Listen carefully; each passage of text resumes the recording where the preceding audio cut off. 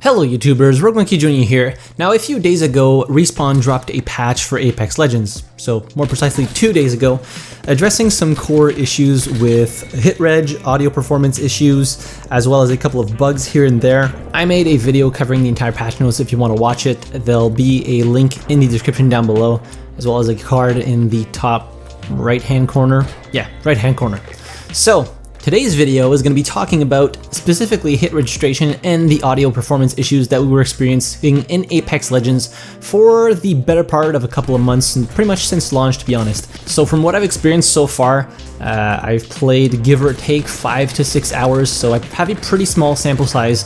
Of course, I'm going to get a better idea of if the hit registration and audio issues actually are better or they're pretty much the same. But from what I've seen so far, hit registration is top notch.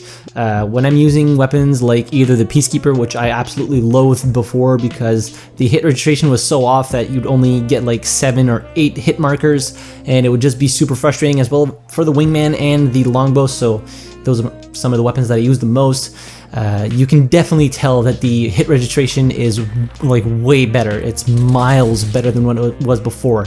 I haven't had any instances of actually seeing the bullet hit the target and not getting damage or a hit marker, so that is absolutely fantastic, and I found it's much easier to hit targets at range, seeing as that hit registration is so clean. Well, clean as opposed to before. There's still a lot of work to do with netcode because I still find myself dying behind cover, but that is a topic for a whole other video.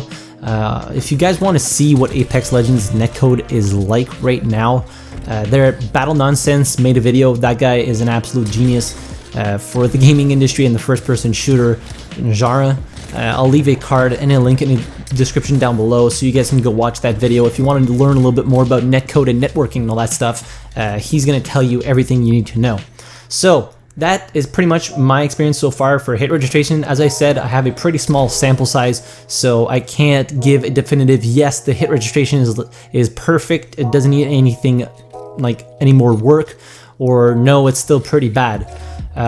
Next is the audio performance. So we all have had the issues where we didn't hear gunfires, the voices would be distorted, the gameplay sounds would be distorted. What else? No footsteps, no reload sounds, no sounds when the gun was out of ammo and you were dry firing, basically, or I think that's how they call it. And from what I can tell so far, there have been a lot of audio like line adjustments, if you can say it that way. So they really reduce the sound when you're loading into the game and when you're choosing the characters, which is great. They also reduced the sound of the jetpack or the thrusters. So that is great. I always found that they were a little bit too loud, and I can pinpoint enemies so much better now. It's absolutely insane, especially with my new headset that I have, well, newish headset that I have. So the Bayer Dynamics DT990 Pros, I can hear people for like miles. That's how good they like nail the enemy footstep sounds. It is absolutely fantastic. However, one thing that I did notice and that I'm having some issues with, I'm sure other people are experiencing this, is the VoIP. So first of all, the VoIP in Apex Legends isn't the best quality. Even if you have a pretty decent mic like mine, the quality just isn't there. I think that's something that you would really need to work on, because even if you have a good mic, it sounds pretty bad, and if you have a bad mic, it sounds really, really bad.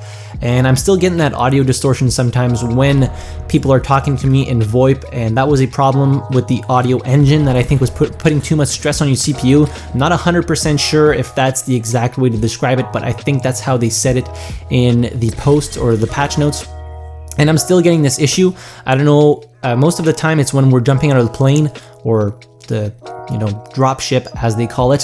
So I noticed this when I'm jumping out of the drop ship, so maybe that's because there's a lot of different stuff to render out, a lot of polygons to render to make the buildings come up and everything. So maybe it's an issue related with that, because I haven't really seen or experienced it other than in that specific moment. So I think that this patch, like, even if it wasn't content patch, we're going to get content at the end of June. Season 2 starts. There's going to be a ton of content, and I'm pretty sure they're going to get the Battle Pass Season 2 nailed down, as opposed to what it was this season, which was pretty bad in my opinion. So I think all in all, it was a great patch for Apex Legends. A lot of the frustrations are ironed out, a lot of the issues are getting fixed. Of course, there are still some bugs that need addressing, like Octane's jump pad bug, where you kind of like try to jump off of it and it just smashes you right back on the ground. And I think Wraith's infinite portal bug has not been fixed yet, so that is something else that they would need to you know, figure out and get that sorted. But all in all, I think it was an excellent patch. I'm having a blast playing Apex Legends. I'm seeing myself a lot less frustrated with the hit registration and like how did he not die and stuff like that. The kills are racking up. They really are. So that is great. Also, quick side note for the Intel crashes. So they fixed some issues or put a workaround for crashes that were related to Intel CPUs specifically. They did reach out to Intel to let them know, so hopefully Intel is going to do something about that. But if you do still have crashes, if you do still have hit registration issues, if you do still have audio performance issues, report those in so they keep putting efforts into getting those ironed out and getting Apex Legends in the best possible state it can be. So that's pretty much it for today's video. I just wanted to talk about my experience and if they actually improved these two specific areas. This video has gone on for way too long already, so let me know your thoughts in the comment section down below. What's been your experience so far? Hit the like button if you enjoyed the video, subscribe to the channel if you haven't already, and as always, thank you very much for watching. I really appreciate it. I'll see you guys in the next video. Have a good one.